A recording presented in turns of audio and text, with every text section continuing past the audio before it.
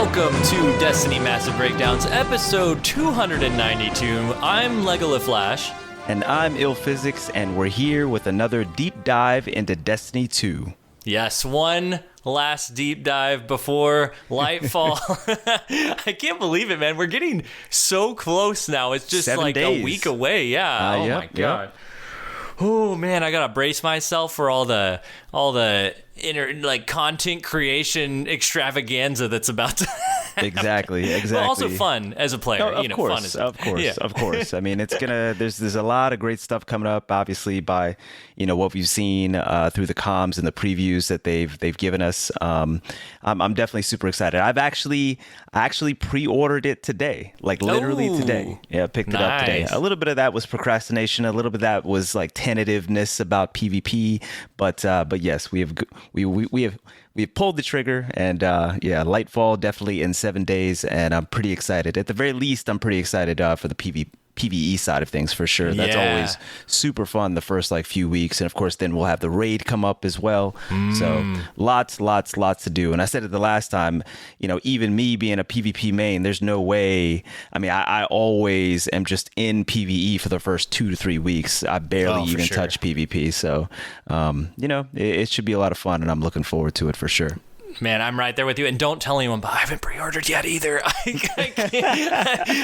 I've been, it's totally procrastination on my end. I'm going to love the story no matter whatever I think about PvP, which I am enjoying, especially with after all the ability changes. We've been talking about it week to week, but how quickly they've been adjusting everything. And I just can't wait for Strand to see it just people flying everywhere like we talked about on last episode. Oh man. So I'm pumped for all of it. Today, we're going to go over all the exotics and dungeon weapons from Season of the Seraph. So just kind of one last hurrah. Going to get in there, talk about all these weapons. But we did get all that stuff last week that you mentioned of a Lightfall in the year ahead, Joe Blackburn's State of the Game. We got an enhanced weapon crafting article. There's a Destiny Vidoc. And so just real quick, want to hit the general vibe of that, because it's just a ton of news that we got, just a ton of stuff all over the place. And I don't want to dive in completely into all of that stuff, because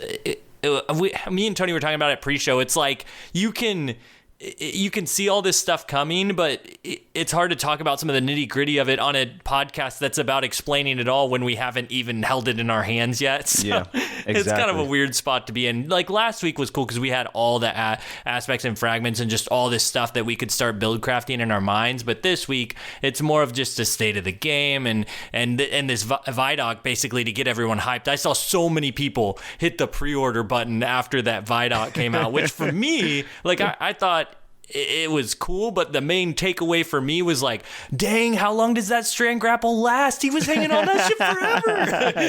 Yep. Strand Spider-Man. Yeah, I mean, I was very excited to see the Vidoc, and I'll continue to say that I love the comms that are coming out, the transparency. The state of the game was great. Certainly, I would have liked more about PvP to be in that. But I also do understand that it was a more general document just on the totality of where Destiny is and where Destiny's going. And so, I accepted that as is and adjusted my expectations accordingly, after reading the first couple of paragraphs. So, yeah, but it was very much appreciated along with all the comms. And I do, agree with Lego, of course, that it'll be better to talk about the nitty gritty once we actually have it in our hands, have maybe played with it a little bit, but more importantly, seeing the patch notes, because the patch notes will tell us what exactly, from those comms, what exactly made it into the release. And if something ends up changing in that nitty gritty, it'd be just more accurate to talk about it then, as opposed to come back around and, have it in our corrections section. So yeah, I totally agree. And we have plenty of stuff to talk about today. Right? say. We really do. Oh my gosh. It's nothing about that. But just to give you an update on my week, because I have a specific question for you in particular that I keep on forgetting. I keep on bringing it up on stream, and then I keep on forgetting to actually ask you. So I thought that this was a good time to ask you. But I'm gonna put that off right after I say this other stuff first. So my week was basically Artifice Armor. I was talking about the last, I think, episode. We were talking about, hey, in a couple weeks, the best time to farm Artifice Armor for the coming season will be with Duality, because Duality's stats on Artifice Armor drops slightly higher than every other dungeon, basically. And so we ended up doing that, got some great armor for all three of my characters, so that was fantastic. I don't know if folks notice this. I don't even know if I should mention it because it's so nuanced, but when Keitel is like taking damage, it looks like she's dancing or something. I think I might have to like make like a little clip or something. Did they patch that in? I noticed it. Maybe they patched that in. But that was something that I still cannot get out of my head. That was the first time that I had done Duality, and immediately when she started taking damage in the damage phase, it just looks like she's doing this bob. And now you're not going to be able to unsee it. No. How long were you in there grinding the dungeon? Because I think there may be some, you were just in there too long. That's a good point. That is a relevant point. I was in there for 8 hours straight. That's a good point. Yeah.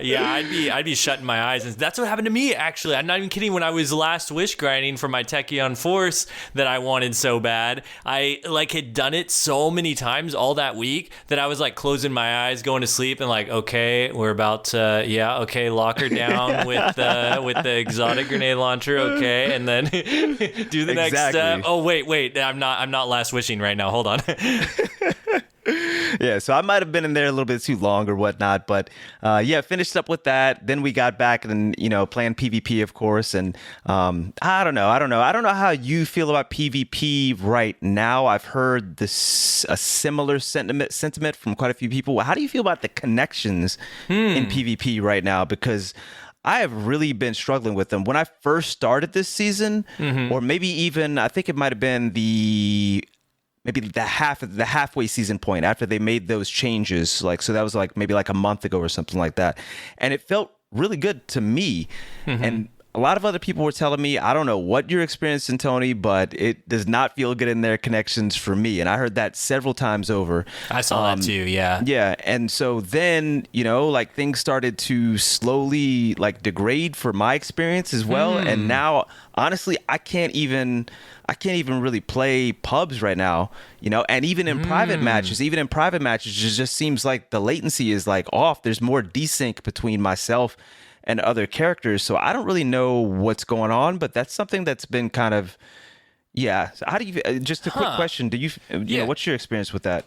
I honestly haven't noticed it much since they fixed the big thing where it was during Iron Banner, that 1 week where it was holy crap, what is going on? Everybody's teleporting everywhere. That was the one time where it felt really bad for me. And ever since then, it's been fine. I haven't noticed a single player really that's oh, they're over there when they shouldn't be or whatever. And I've seen clips on Twitter for sure, like what you're saying, where people are what are you experiencing? How are you having clean games? But it's been pretty fine for me. I will say I've been very on and off with the Crucible. I have been playing because I've been having to get fusion clips for, well, I'll get to that in a second. But, I've been playing in and out, not daily, but every other day I'll jump in the Crucible, and then the next day I'll jump into PvE because I'm trying to get all my crafted stuff done for Lightfall every day. So it's I need to get this done, and there's not really a reason to go into Crucible because you can't do a lot of that, unfortunately. I wish I had. That's something I'd like to see change eventually, is getting more of your seasonal stuff done in the Crucible.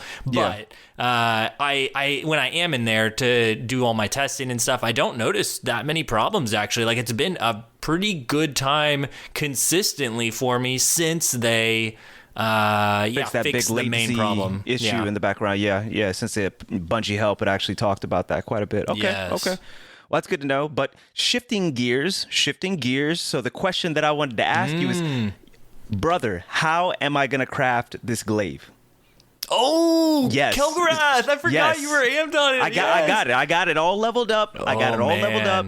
And let me pull it up too right here. But how am I crafting this glaive? Of course, I'm doing it with shot swap. Oh, I actually remember because I actually like filled it out on stream. So am I basically putting all handling on it? So give people some context. I'm talking about the Judgment of Kelgarath. I spoke about it a couple episodes back. I'm a hand cannon shotgun main. I like quick swapping between weapons. And of course, Lego was telling me about Judgment of Kelgarath, new aggressive frame glaive.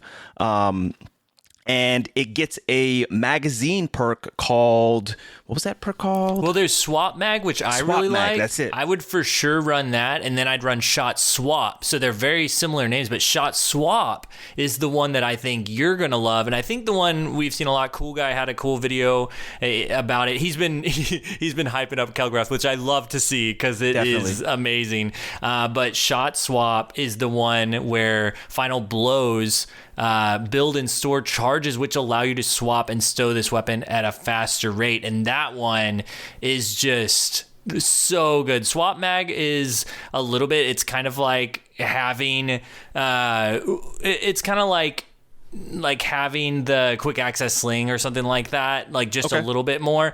Shot swap is like an immediate, like once you get a kill and you need to just swap weapons, it's like immediate. And then other than that though, for you, what I'm really torn about is, I'll come back to shot swap in a second with the specifics, but what I'm torn about for you is whether to go all range or more handling or a damage perk, because Unstoppable Force is like the main go-to glaive perk in the fourth column. But for you, I think you'd care more about your shot connecting, and so maybe you could go with Impulse Amplifier, which it makes it feel so good.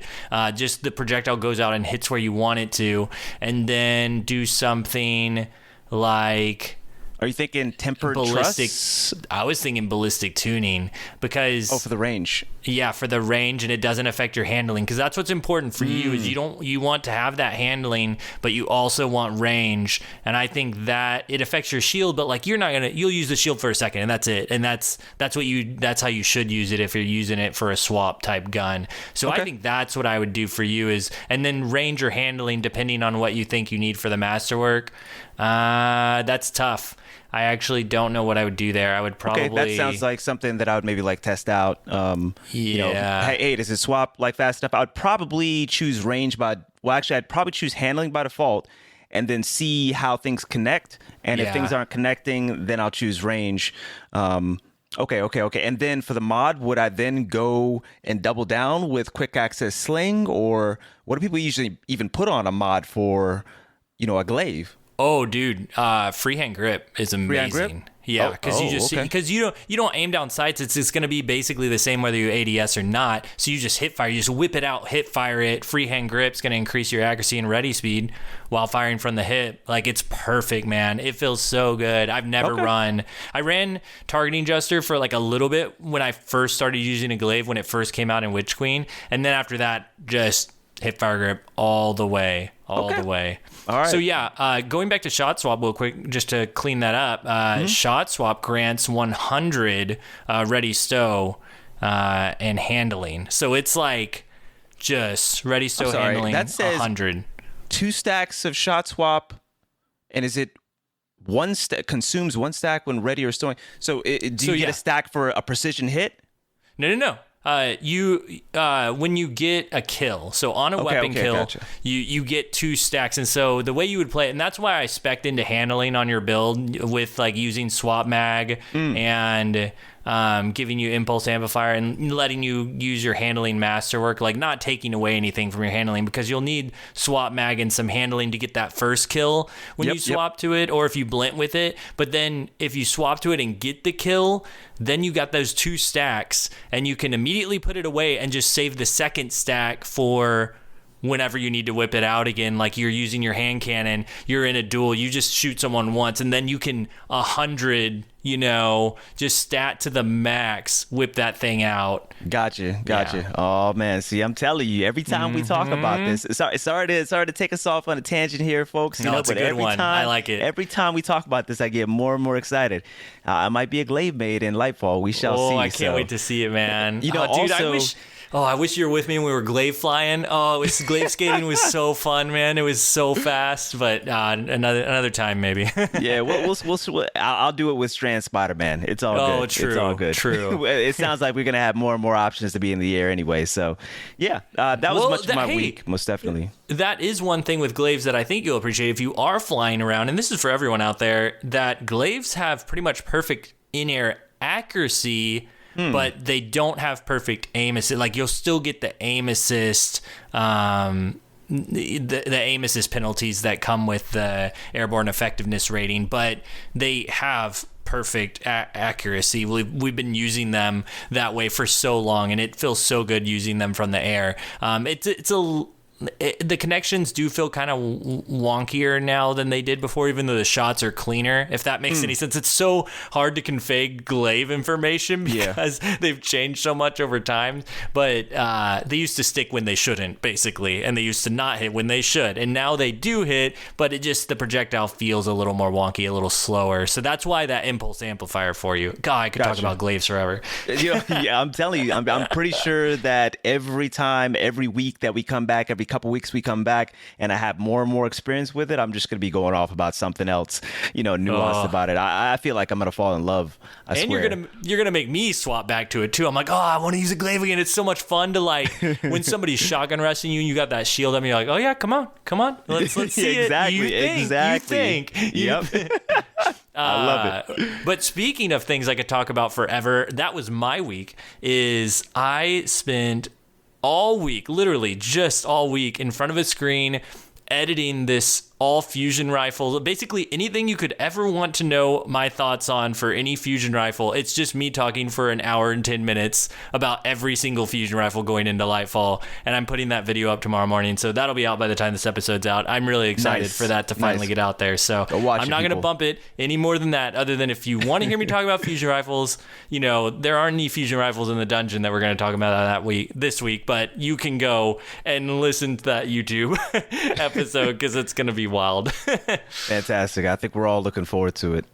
And I'm looking forward to talk about a target lock on one of these dungeon weapons that we're about to get to, because we've got a correction and side note that I want to make. Last episode, when I talked about target lock, I was talking about it only for crits.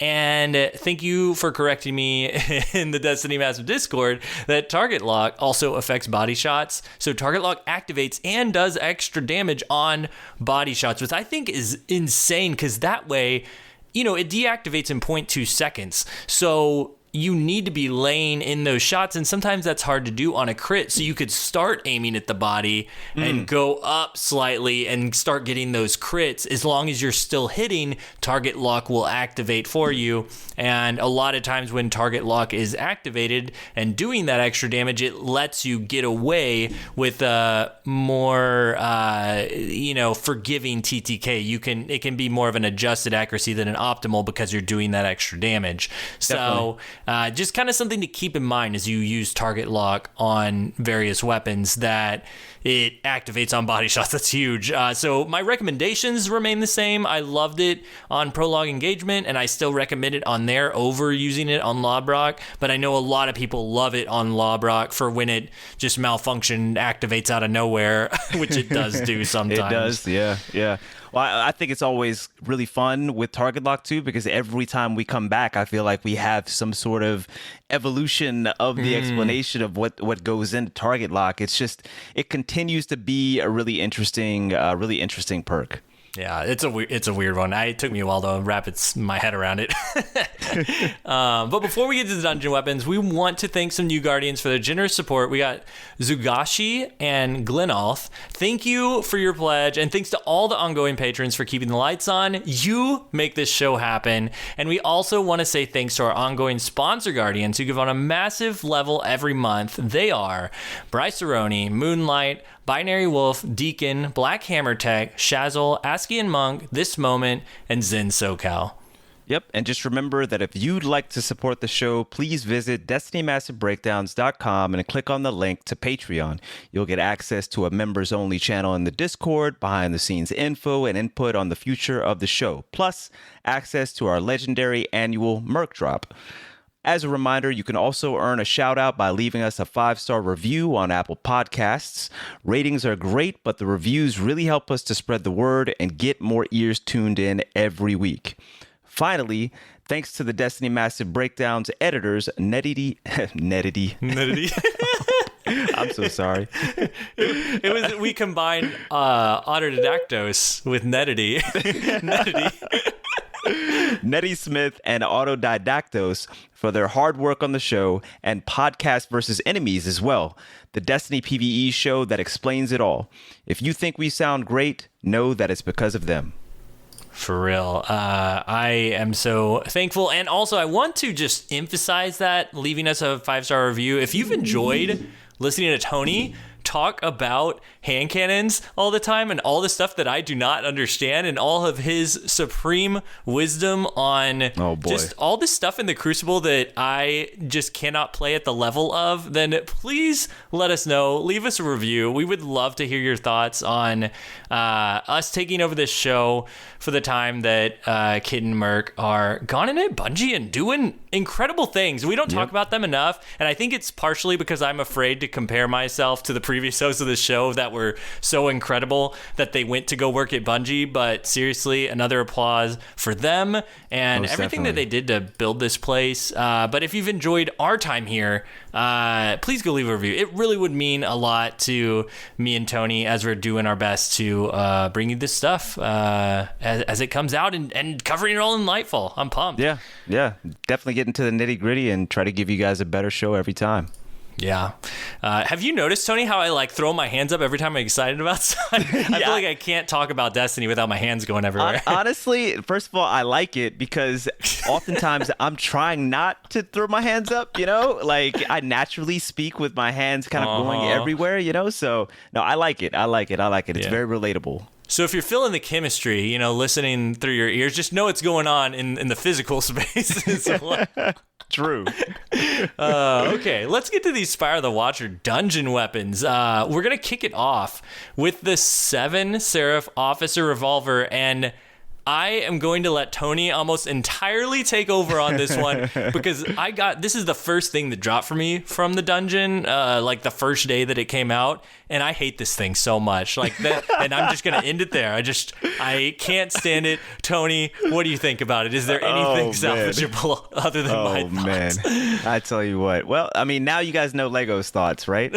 All right, so we have the 7th Seraph Officer Revolver, right? It's a kinetic precision frame hand cannon. That means it's a 180 RPM. You also got the fact that it is a 1 second optimal TTK. That is 2 crits, 2 bodies against any resilience.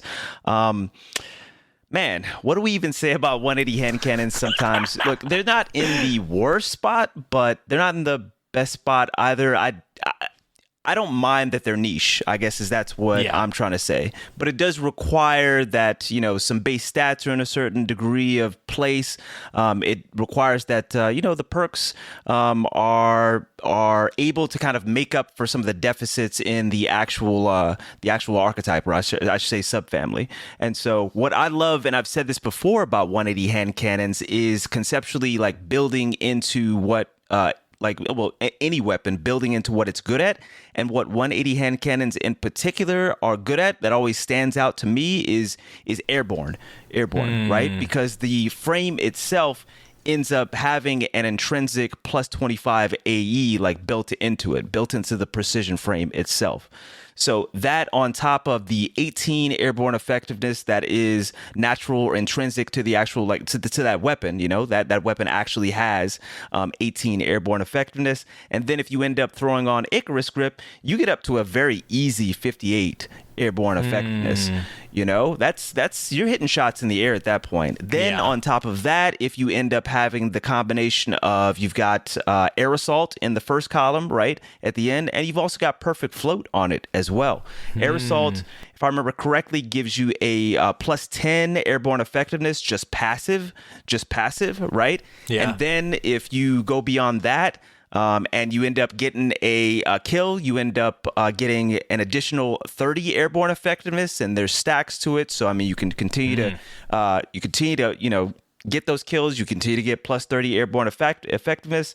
Then you've also got perfect float, which grants 30 AE as well for being in combat for a moderate amount of time. So my point is, it's really good. And it has perks that center around airborne effectiveness.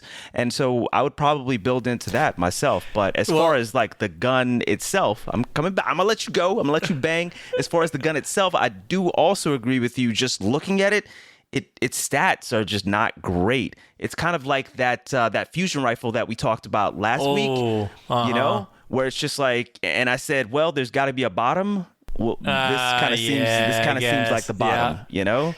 So that's all I was gonna say is about the air assault and the perfect float and like all the airborne effectiveness stuff, and like that's good. But Tony, I can't hit my shots on the ground with this thing. Good point.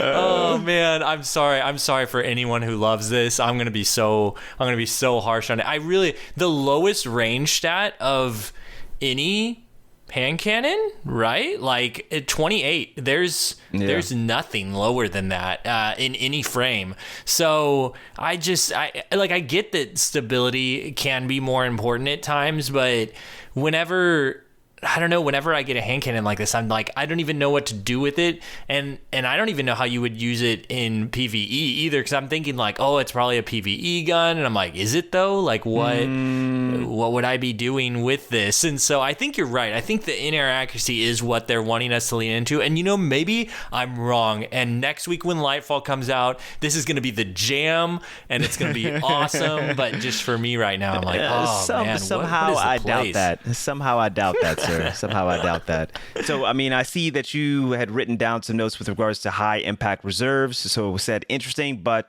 won't do you much good at the bottom of the magazine. Might help with a 3-tap at up to 4 or 5 resilience with at least 3 bullets. Well, the thing with high impact reserves, I know it's so well because it's a fusion rifle perk, and it's so wonky on that because it like affects the individual bolts is where the damage is changing, that 3% to 6% damage increase. And so like maybe it will let you get the 3-tap up to 4 or 5 resil depending on like what the mag looks like and what your opponent like everything they're running as well. But like it's not going to be like up to 4 or 5 resil isn't enough that's the bottom of your mag, like your last ditch effort, and who's running that low of resil these days. So I don't that was just my last ditch effort, I guess, to make this gun work for me, and it still didn't work. And I was like, well, I don't know. That's interesting that it's there, but I'm still not going to use it. Yeah. I see your point. And maybe I should have enunciated that differently. So yeah, I agree. I mean, high impact reserves, definitely kind of like a last ditch effort. I thought I'd mention as well the fact that, ambitious assassin and overflow type perks like that, such as overflow, right? They operate off of the base magazine size, right? So, if you end up getting ambitious assassin to activate, then high impact reserves should actually end up operating through the normal means, am I correct in that? Well, yeah, but it's kind of the opposite with high impact reserves because you want more ammo so that more of your magazine gets the damage buff. And I think that ambitious assassin, I could be wrong here actually, but I'm pretty sure that perks that are a scalar to your thing that aren't just like the mag perk would affect it, but not, it's like the reverse of something like target lock where you want you want the gun to be able to shoot more ammo without it knowing that it has more ammo. Whereas this high impact reserves, you want it to know you have more ammo. Does that make sense? I think so. So what you're saying is that it would still operate on the same number of bullets, like at the end of the magazine. Yes, yeah, like all those extra things that you got, all those extra bullets, all those extra bullets that you got, like they wouldn't help towards getting your high impact reserves to activate. I'm pretty sure high impact reserves is like, everybody says target lock is complicated. Have y'all tried calculating high impact reserves on a fusion rifle? It's even the best of the best, if not completely. It's this huge spreadsheet that we haven't filled out yet. So. Interesting. Okay. So basically what we just said over the last 5 minutes, folks, is this weapon doesn't really seem like it's worth it.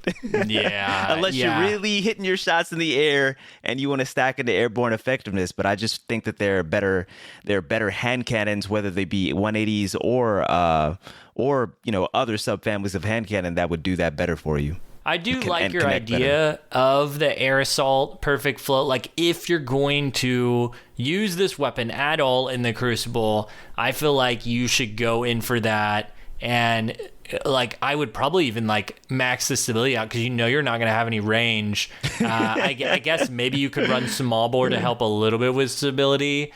Or range and stability, and then run a stability masterwork, and then just keep going into in-air stuff with extended mag, so it's just all, and then air assault and perfect flow. This one's just like, what do I even do with that? That's the best I got. It's true. Whatever drop you end up getting, it's kind of just like, am I really going to use this, or is this just going to collect dust, or am I just going to turn it in for 4 shards, right? What I will say is that the stability of 52 is not bad. The base stability of 52 is not bad. I do not feel like you necessarily have to, overdo it with regards to like building into stability. So you might be able to. I still don't know if I'd go into. It doesn't come with full bore? Oh, it does. There it goes. Yeah, I still don't think that I would actually spec into like full bore. But then again, I don't know if I'd take the extra 3 range over small bore. You're probably right about small bore, basically. And then probably Seraph rounds. I always think that 180s, they flinch quite a bit. So why not double down on that? Get a little bit of range, get a little bit of stability, and then get some extra flinch. I mean, Seraph rounds just does so much. I don't know why you wouldn't go for Seraph rounds on most 7th Seraph like weapons, considering it is unique to that style of weapon, to that to the 7th Seraph weapons. And then just like you said, and we stated earlier, kind of just like build into the airborne, or there's rangefinder, which is always a really powerful perk on a hand cannon in particular, to kind of allow it to compete against more rangier weapons in the meta, especially this meta right here. So, and you could take a range. I would actually probably take a range masterwork as well, because you're right, that range stack is it's not the greatest. I'm getting more frustrated the longer I look at this gun, because I'm like, oh yeah, well, there's Rasputin's Arsenal. The breaking a target's shield partially reloads the magazine, and that actually works really well with high impact reserves. But high impact reserves doesn't do enough to make it worth. But that's such a cool thing if you could get it going where you break someone's shields at the very bottom of your mag, and it partially reloads to not full reload, but partially reloads. So you get like a little bit back and can use more of your high impact reserves, and you just keep popping shields. And the thing is you're not changing your optimal time to kill at all. Yeah. So it's like, what does it matter? What does it matter? So that's where I'm at with this thing. What does it matter? Dismantle it. Only thing I'll say is maybe Harmony. Did we take a look at the spreadsheet? And Harmony will get you the easy 3-tap. I can tell you right off my head that would get you an easy 3-tap with the hand cannon, but it's still, you're working so hard to get, you're right. and someone's gonna get mad at me. I know. I feel like some people were talking in the Destiny Master Breakdowns about how they like precisions just this last week, and I'm just doing this to them. But yeah, even at 10 Resil, you're gonna get the 3-tap. All crits, but still it's a 3-tap. And then once you get down to let's see, I think 5 once you get down to 5, then you can do 2 crit and 1 body with Harmony. So that's like, that's forgiving and stuff, but imagine the other possibilities with Harmony that exist. No, you're right. You know, there's just so much better out there. And that's what I always like looking at is like, okay, if I'm going to go into this thing, I'm going to go in all the way and make it do something better than something else can. And Seven Seraph Officer Revolver cannot do pretty much any. I can't wait for someone to hear this episode and be like, Lego, you missed this one thing. No, you're right. Yeah, I guess I wanted it to do something. I wanted it to do something, man. But it looks cool. But you're probably right. It's one of the slickest look. Okay, here we go. This is what it's got. It's one of the slickest looking guns in the game. John Wick's about to bust that thing out and go into the Crucible. Maybe this isn't Fortnite. I don't know. I can't say that.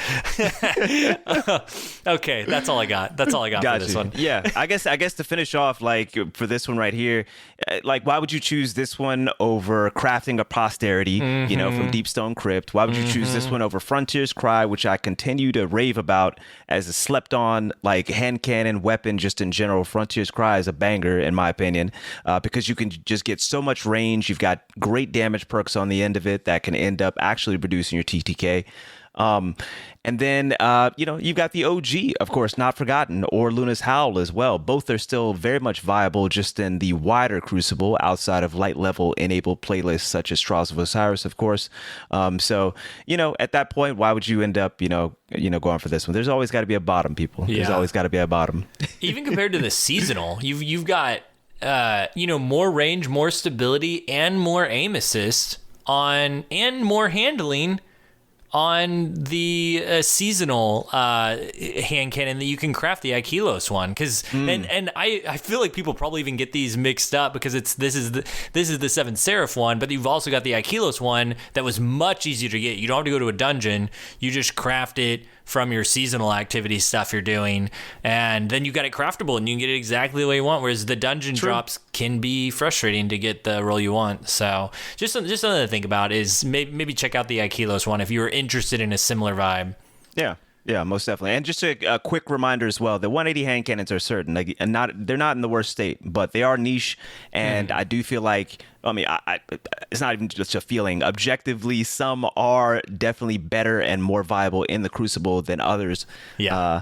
And this one right here, we can't really speak to. Yeah. Well, let's talk about the Seven Seraph Carbine then. Instead of the hand cannon, let's talk about this auto rifle for a second. Kinetic precision auto rifle, 450 RPM with a 0.8 second optimal TTK at pretty much any resil. It's at 2 resil and up, so pretty much any resil. And what's cool about this one, at least for precision auto rifles just in general, because I was looking at the stats and I was like, man, like precision auto rifles, I've always thought of them as good auto rifles, but they really don't have the best TTK numbers for optimal TTK. But what's cool about them is that even once you get up to 10 resil, it still only requires 86% accuracy, so it can miss one shot, whereas most autos require 100% crit to get their optimal TTK. So it's just like ever so slightly more forgiving of an archetype.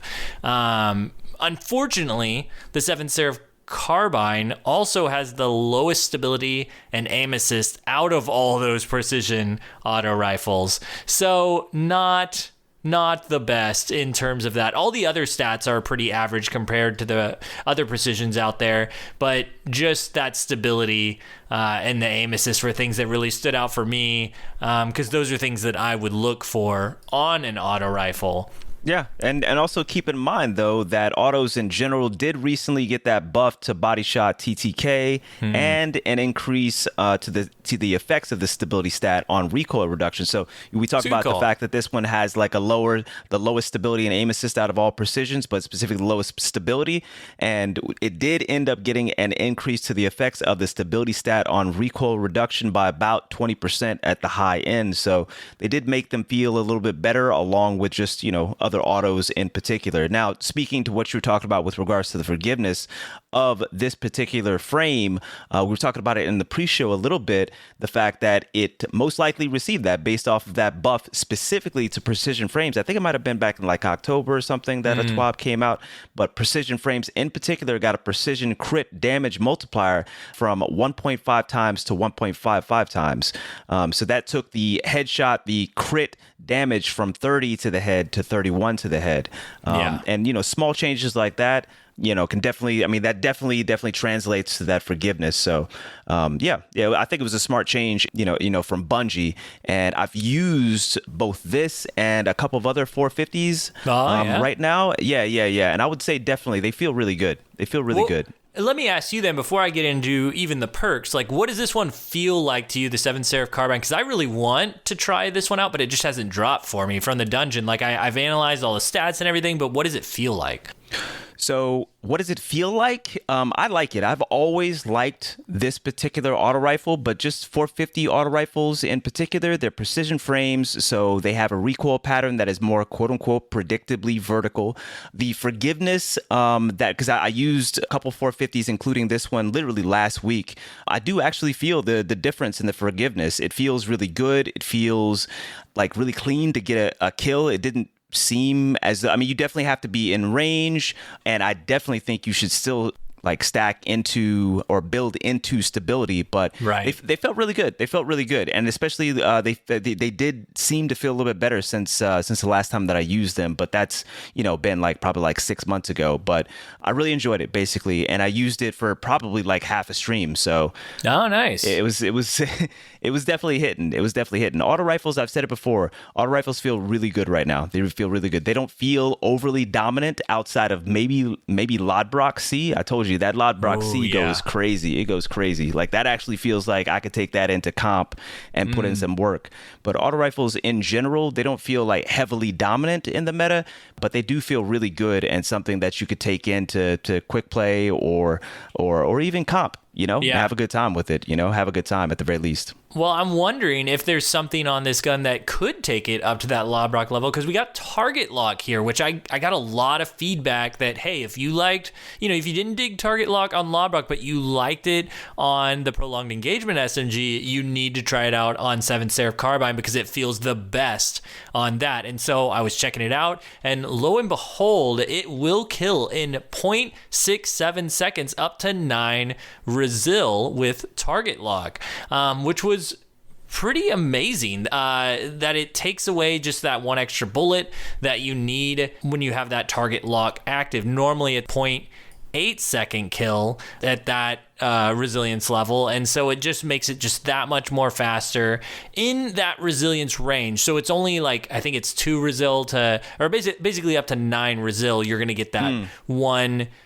bullet faster sort of thing. Very similar to prolonged engagement, but it's an auto rifle, so you can do it from further ranges, kind of like Lodbrok C, and the reason I liked it so much. So I really want to get one. I'm bummed that I haven't been able to grind that dungeon out as much as I wanted to, but I like the idea of this gun a lot because I've been thinking about this a lot this week because of the whole fusion rifle deep dive that I did, that what I go to on fusion rifles is guns that let me take the bet on myself. And I talked about this a little bit with Strand last episode, I think, but like abilities and weapons that let you take the bet on yourself. I'm betting like maybe this gun isn't the most optimal gun, but it has this perk that lets me be more optimal than somebody else if I land every one of my shots. And that's how I like using my fusion rifles.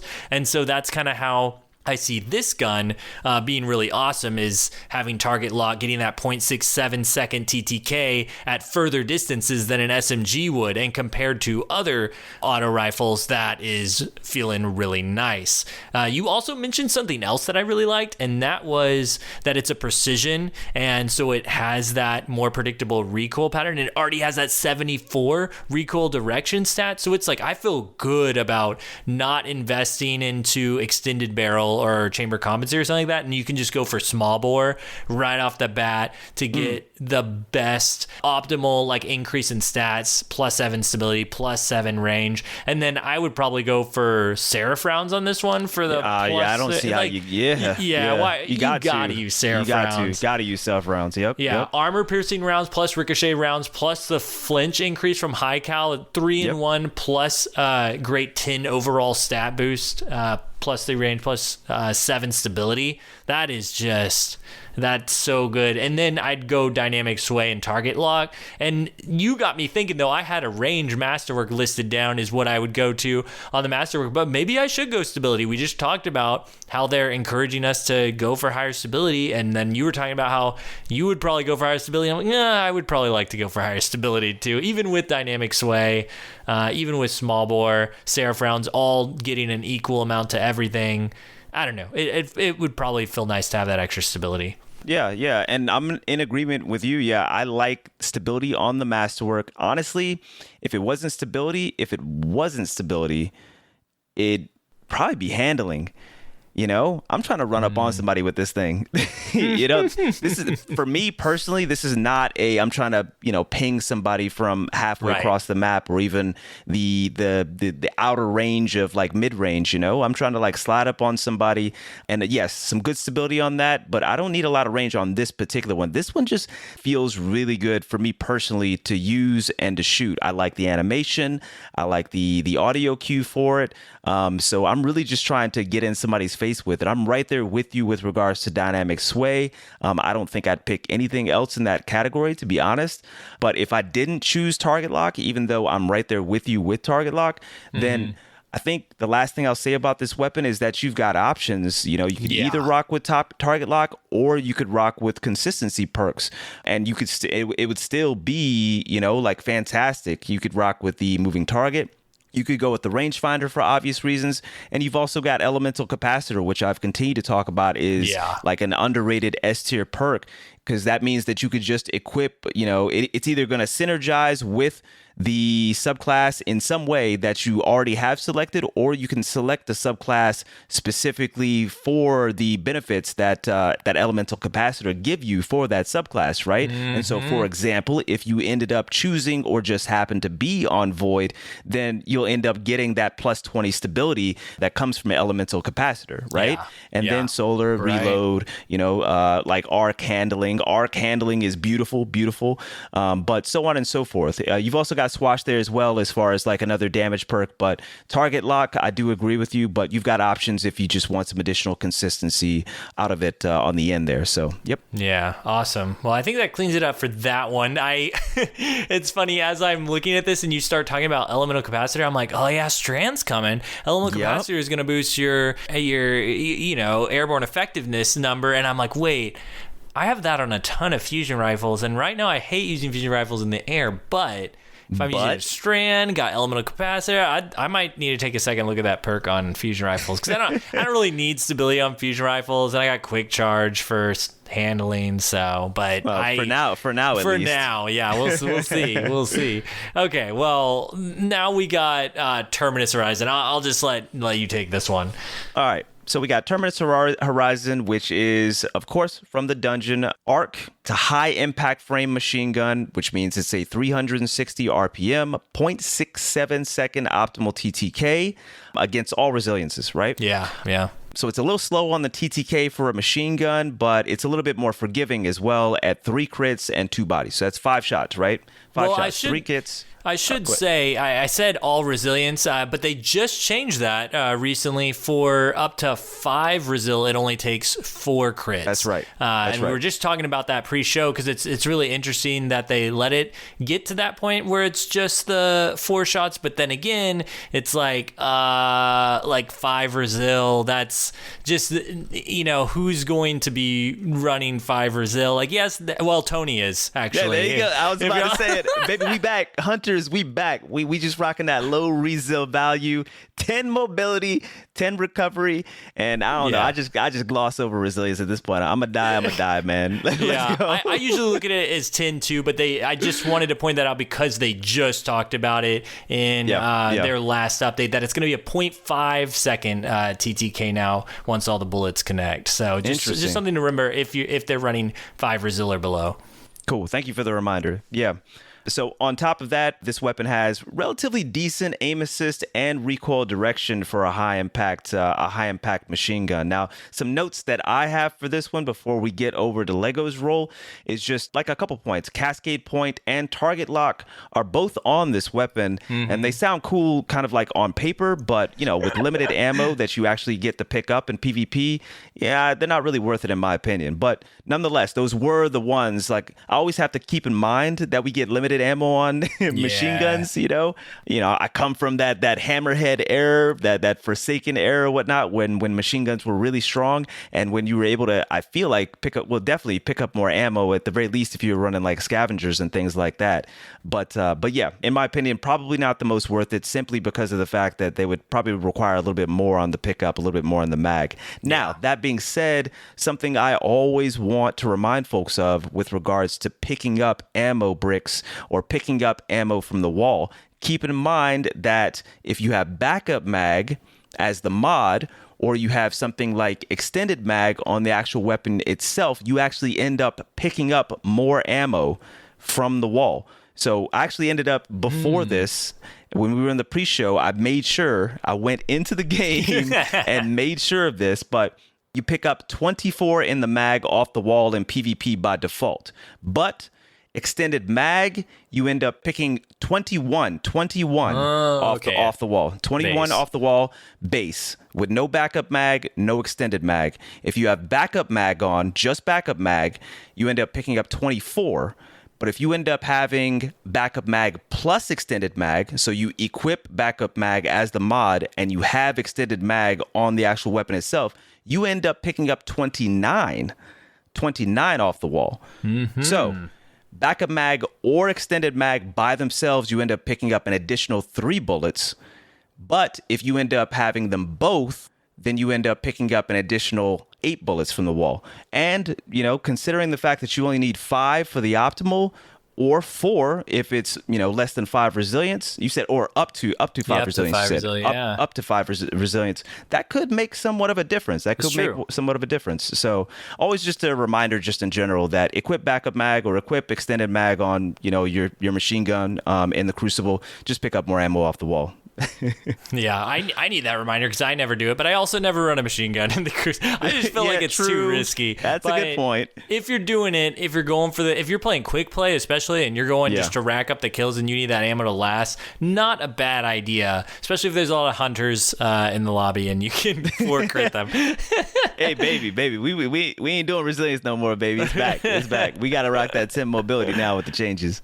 And then also, on top of the high impact reserve stuff, we've also got, I just have to mention this again because I did a whole deep dive on it, but the volt shot multiplier from this, that you get not just like the explosion that goes out to enemies, but the tick damage that it does on the opponent. Not in PvP, this is a PvE thing, but the multiplier on it is so much stronger on this than it is on other weapons in the game. So for instance, the Aikilos SMG that everybody loves volt shot on, it's only like a 1.5 times multiplier, and on this machine gun it's a 2.16 times multiplier on bosses. This is on bosses I'm comparing it to, because it's different on every enemy type, but still it's a huge multiplier. The only thing that's higher right now that we have is the shotgun from Iron Banner that we talked about a few weeks ago. So just of note, if you get a volt shot one, it's basically a mini Thunderlord. You should keep it.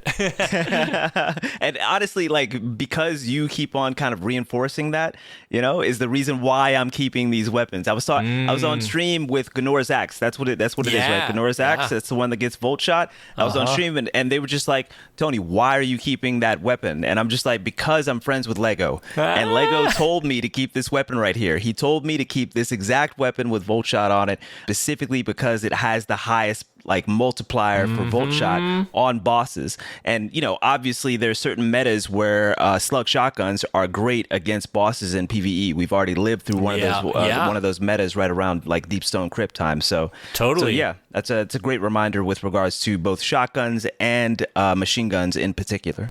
And if we get, you know, there's, I know for sure we're getting a new ARC fusion rifle next season. They've showed it in the previews, and just heads up on that, fusion rifles actually have the highest, aside from a glaive, the highest that exists other than a rocket launcher and a glaive would be a fusion rifle. So that would be the 2.55 times multiplier if you know that drops. So just a heads up, that would be way easier to use than a slug shotgun. Like slug shotgun has its uses, but you know, it's kind of difficult to work with. But okay, back to I'm way off track right now on PvE land. I'm loving it. So how I would spec this thing out, I'd probably go with the small bore, high cal, rapid hit, high impact reserves. I think the high impact reserves is like the main must have here. But I don't feel like, you know, just like the auto rifle we were talking about earlier, this one also has a great recoil direction of 74. So I don't feel like I need any sort of adjustment there. That's a great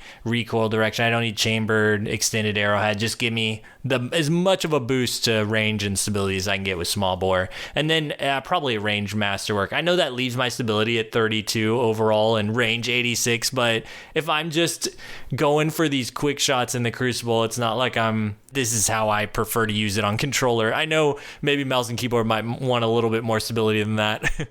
Maybe. And so like my role for that, kind of just like segueing, you know, because I'm sure he was looking at my role down here thinking that, but honestly, you could go either way. I imagine that a lot of my MNK folks probably would also go for the range, but for me, what is it? What is it? Small bore plus ricochet rounds, which is what I selected. That gives you 76 range. That gives you 76 range alone. Honestly, that's enough for me. Well, from there, funny.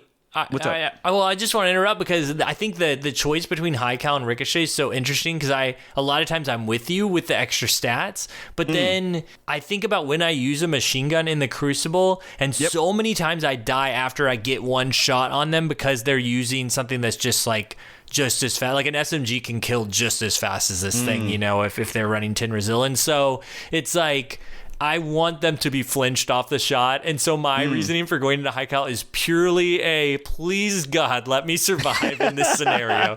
Interesting. See, I actually feel the opposite with that.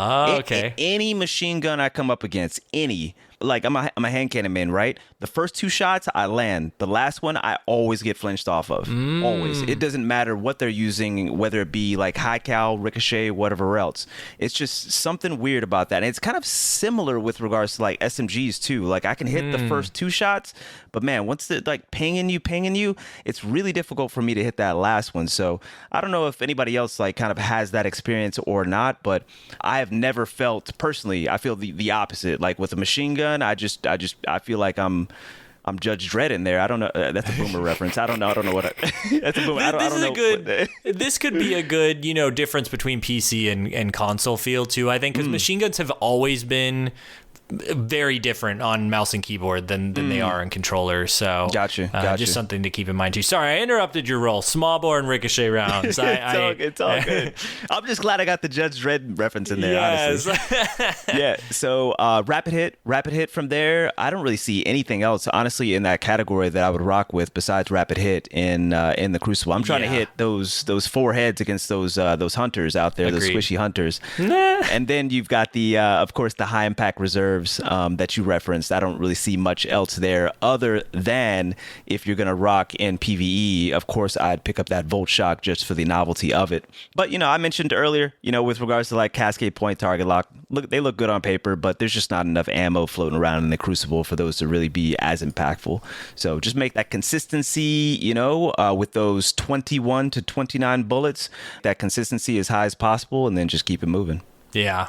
Okay, well, let's talk about long arm. The DMT legendary, basically. So this is an arc. It's the first legendary aggressive frame scout, just like Dead Man's Tell, and it's now in the Destiny Massive Breakdown spreadsheet. Thank you, team that has been working on that. So many people, Rock, DC, and Mossy, and everyone else doing that. Really appreciate y'all. It's really cool to see everything. Even the new exotics are in there, which we'll get to in a second, like Merc's own Revision Zero is now in there. We're trying to do you justice, Merc.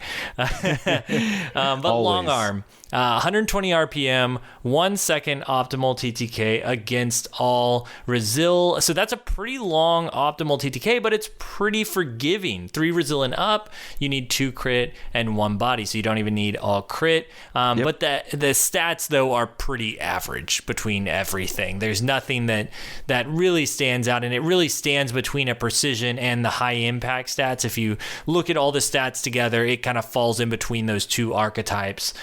The precision and the high impact, which, if you don't know, high impacts have terrible stability, and so this one, the long arm, is not great with its stability either, kind of at the higher end of the high impacts, but it's better range than the precisions, so at 55. So it's interesting. It feels very in the middle. This is one I actually haven't gotten to drop for me yet, so I'm just purely going to be speaking on a stat perspective and a getting shot by it perspective, which is also important.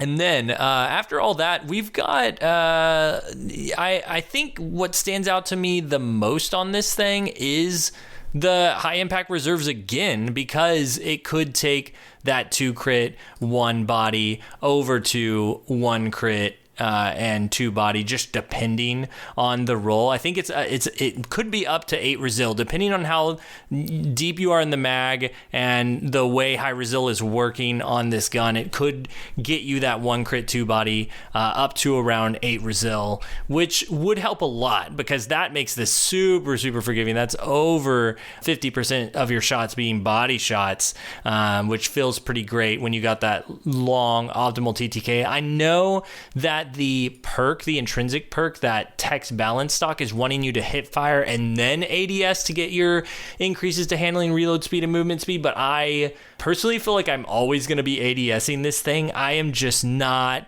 the hip fire king when it comes to pretty much anything except for offhand strike, which we discussed the other week, but that's because that's because it's offhand strike.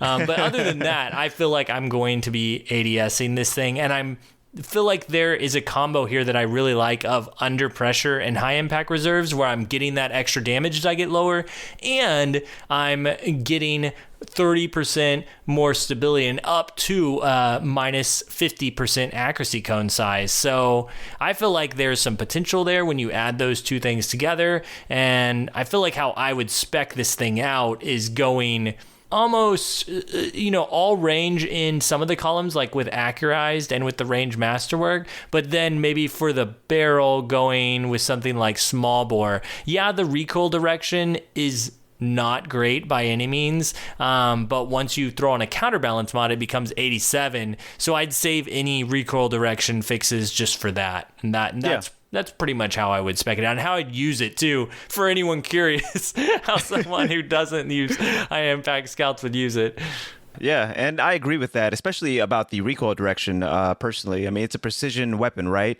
Along with it's an it's a new aggressive frame. Well, so. I mean, not the frame. I'm just talking about scout rifles in general, conceptually. Like scout rifles, hand cannons. Whenever I think about like a hand cannon, I'm always also thinking about I don't know. It's just weird. I'm always thinking about Mida, for example. Like you're still trying to hit heads with it. It's a precision weapon, so I get you. You want that recoil direction to be as consistent as possible, because you're trying to 100% hit heads with a very very minimal amount of shots, right? So I totally 100% like vibe with putting a counterbalance mod on that and take it up to 87 recoil direction, which is really nice. So the only difference that I'll say, while I do agree with you about the under pressure high impact reserves, the synergy between those, the fact that you get the increased stability, etc., plus you end up getting more damage from the high impact reserves right around the same time as you get to the end of the magazine seen. I'll also throw rapid hit in the mix. I love rapid hit. Definitely. As far as like an increase to stability as you get precision, each precision hit increases that stability, increases that rapid hit count even more up to, I think, a stack of rapid hit times 5. But you also get increased reload speed with that as well. So you get the benefit to 2 stats that I think are relatively low for that archetype. So yeah, but I always find explosive payload also interesting on a scout, particularly high RPM scouts, because you're just pinging them so fast, you know? So for example, the one that I'm thinking of is the OG like Gambit Prime Scout. I can't remember what it's called off the top of my head, but that thing is 200 RPM. Servant leader, yeah. Not even that one. The not servant leader. leader? I was thinking about the other one, the one for Forsaken. Forsaken. I love that weapon so much. I can remember the stats about it being at 200 RPM, but I can't remember the name off the top of my head. Either way, y'all know what I'm talking about. All right? Either way, the concept is you're pinging them with explosive payload at a relatively high RPM. People can't shoot back against that, man. People just can't. And I think I might have actually mentioned it a few shows back. There was somebody who definitely was a specialist in that weapon because they had thousands of kills on it. And I remember it. I died. I remember the exact place that I died on Distant Shore. I don't want to get off topic too much because I am going on a little bit of a tangent or whatnot. But all I'm saying is explosive payload on high impact weapons such as scout rifles. But now we have an aggressive frame scout rifle, which is 100 impact. It's 100 impact. So it's a very high impact weapon with explosive payload. Oh, you're flinching people to the moon.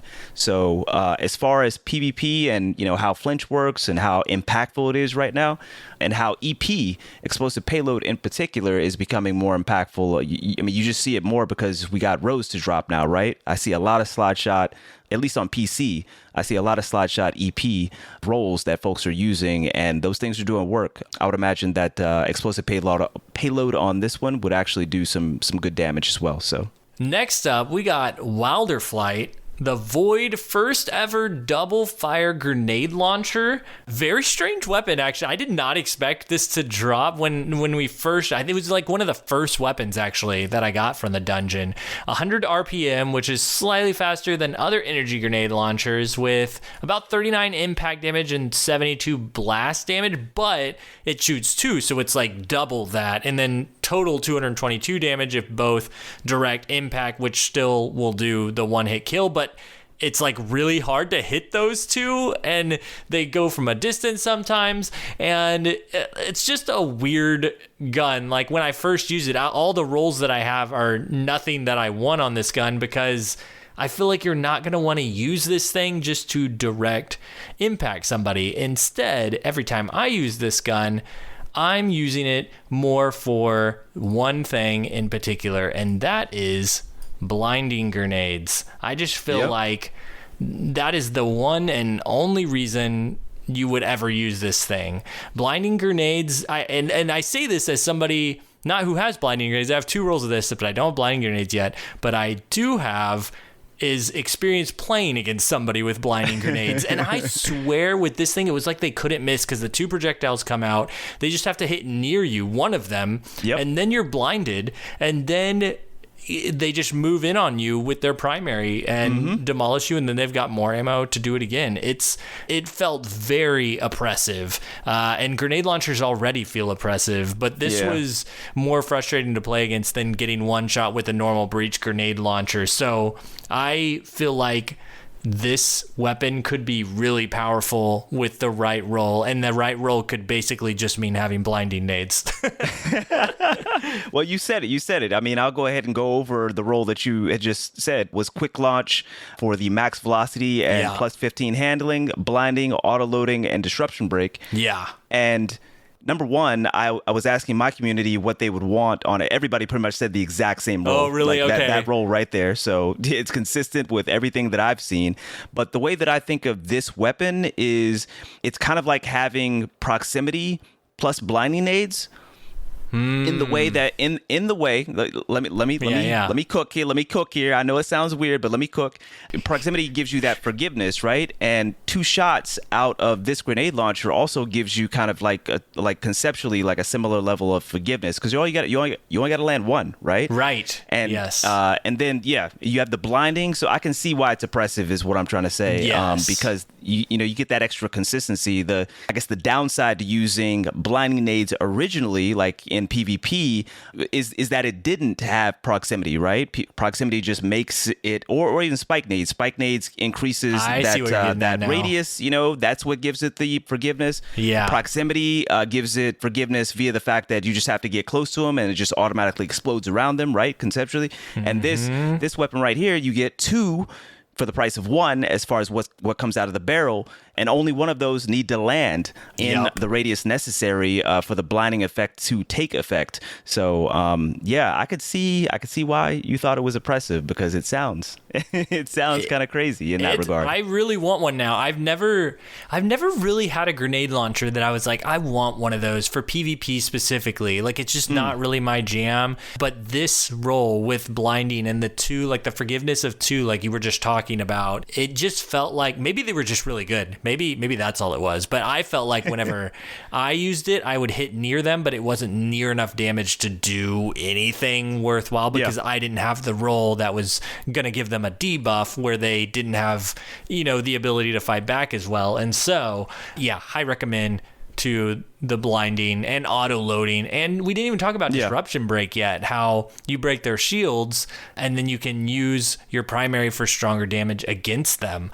So it's pretty cool. You get both of those, that it has all these stacked together, the auto loading, disruption break, blinding, all on a double firing grenade launcher. I don't even know that there's another role worth running here. Please send us feedback if so, because I want to hear it. I want to hear what y'all are running on this thing if you're not running blinding.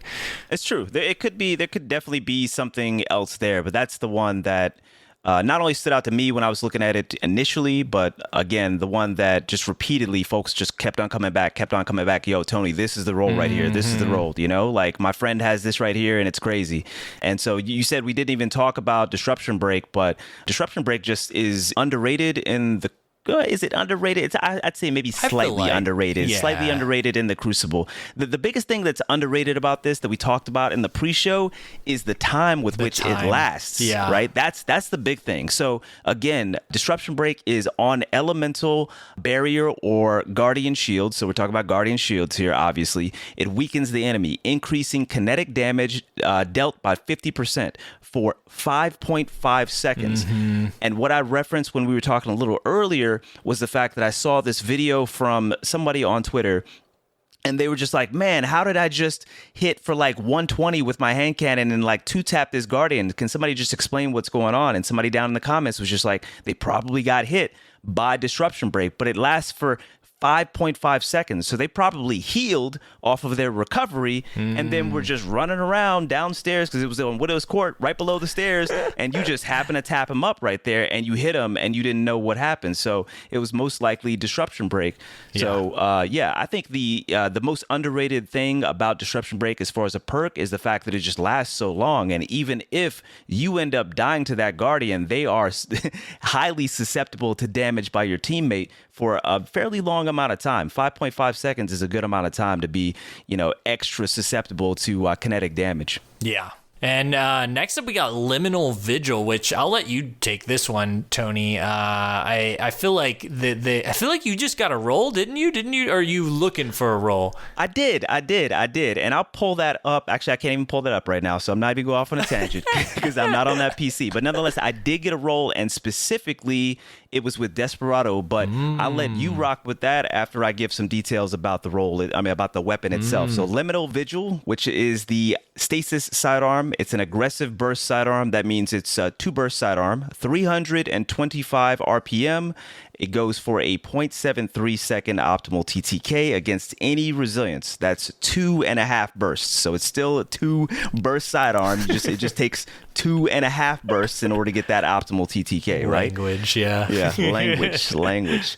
So on this one, when I was kind of like looking at the chart, looking at the notes, the standouts for me were, in general, the above average base range at 58, and also the aim assist being relatively, well, above average at 85. As far as the role that I would be looking for myself, or options myself, small bore, definitely, ricochet rounds, stability masterwork. And I'll just say this right here, that I was playing around with the different range options on it. So for example, going with like full bore on it, maybe going with like hammer forged, maybe going with a range masterwork instead of a stability masterwork. Right. And whether I had rangefinder on or not, like range doesn't matter as much. Like speccing into range doesn't matter as much on sidearms, which is consistent with what folks in my community and also the DMB community have been telling me. Like, Tony, you go for handling and stability. That's what you should be going for. It's just because for whatever reason, like that is a little bit beyond me. But maybe it's just intrinsic to sidearms in general. Like increasing the range by speccing into it just doesn't actually increase the effective range much. The most impactful range increasing tool on a sidearm is actually rangefinder. Rangefinder, yeah. Yeah, it's actually rangefinder, which gives you a pretty significant boost to range. And so that's why one of my roles that I suggested is either tap the trigger, headstone. They're in the same column, and rangefinder. Tap the trigger being the consistency perk, right? Similar in vein to dynamic sway reduction as far as like what it does for consistency, but obviously different. Tap the trigger is plus 40 stability, minus 50% recoil, and minus 10% accuracy cone size. And then you've got headstone, which is just fantastic. And we talk about all the time the fact that, maybe build into a weapon or build a weapon around what it does unique, right? And it's just like stasis weapons are dope because you can get headstone on them, the ones that actually, it's available on. And up close, getting a stasis crystal on somebody then ends up synergizing with maybe some things that you have on your stasis subclass if you're running stasis to get you some damage resist or something like that. It's just really cool. Maybe deny a res as well if you're in elimination, if you're in trials, just by getting that crystal to pop up over that enemy ghost. You've just got options. I mean, headstone is just a really cool perk, and you can't get it on a lot of things. You have to have headstone actually on the weapon, and it has to be a stasis weapon. So yeah, I really like that. I really like that option. And then rangefinder, of course, just the most impactful perk to increase range on those sidearms, and especially on, an archetype that doesn't seem to benefit much from actually speccing into range outside of rangefinder itself as the perk. The other thing I'll say about it as well is there aren't too many sidearms that are accessible right now that get rangefinder. Yeah. So just something that's unique about it. And it's something that could be impactful on an archetype. Like I said, not a lot get it on.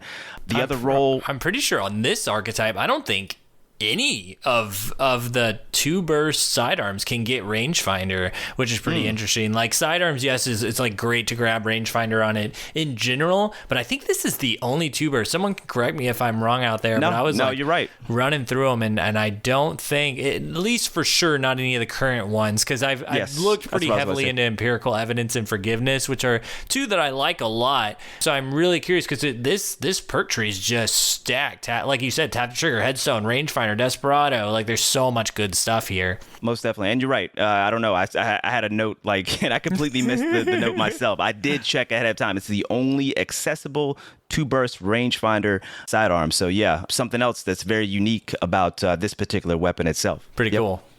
Well, let's talk about Desperado for a second, because that's something on here that we have never seen before, and I'm sure what a lot of people are itching to check out. The spreadsheet is not working for this perk right now, but we have lovely people at the Destiny Master Breakdowns community who have helped me out a lot today. Rock DC and Tom Cruise Missile in particular, thank you for dealing with all my questions. But it basically changes the sidearm. At base, it's a 0.73 second optimal TTK with that 2.5 burst, and it changes it from a 325 RPM to a 423.5 RPM with only 0.5 second TTK, just a 2 burst. And so that is pretty interesting because it's like, man, that is pretty fast. Of course, everybody's going to want that. That's great.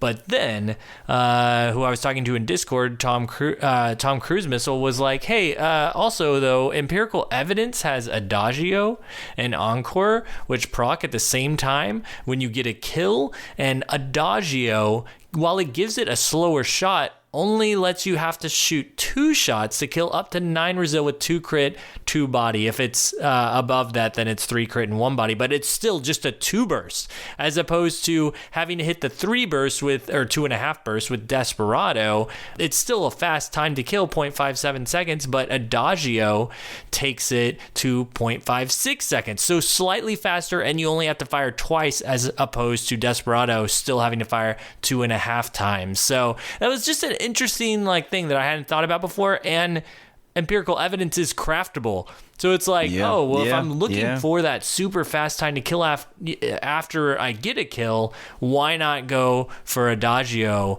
That's so easy to proc, and it's so easy to get a 2 burst off as opposed to getting 3 shots off. I know Desperado is such a thrill when you get it really like, oh yeah, I'm gonna shoot my gun super fast now, and Adagio sounds boring with its slower fire rate, and I hate it on fusion rifles. Oh my gosh, don't get me started. But on this gun, it's very appealing to me for a gun empirical evidence. And so for Liminal Vigil, we talked about this thing of we really want to hone in on what a gun does that is different, that can stand out, not just something that another gun can do better. And so if I'm looking for a gun that just gets a kill and kills faster, I'm going to look at Adagio on empirical evidence. But looking at Liminal Vigil, like you said, that headstone, that rangefinder, these things don't exist on very many guns, and rangefinder doesn't exist on anyone in this archetype. So I would definitely lean into the probably headstone and rangefinder, tap the trigger rangefinder, and then go with that. I'd actually go with fluted barrel, I think, and ricochet rounds to get that handling up, and let rangefinder carry my bolts, let tap the trigger maybe carry my stability, and then invest maybe a little bit more stability with the masterwork. You're probably right. You're probably right about the fluted. You're probably right about the fluted. Okay, I was curious where you were thinking about that. No, I when you said it, and when I read it, I was just like, oh yeah, why did I not just a quick fluted on this one, just based off of literally what I just said with regards to range, baby. With regards to range, what am I doing? That's funny. So yeah, I completely agree about the fluted actually, and I'll make a couple other notes. So 2. Number 1, the only one that I got to drop, I haven't done the dungeon too much, but the only one that I got to drop so far actually did have Desperado on it, and it is fun. It's just fun. It's just fun. So, all of what you just said is completely valid, but just to get, I mean, we all know Desperado, man, because especially the folks, where, that pulse rifle that ended up, introducing Desperado way back when, I can't remember off the top of my head. Redrix, yes. Oh my gosh, thank you. Oh my goodness. The grind, but when you got it, that thing went burr. Yeah.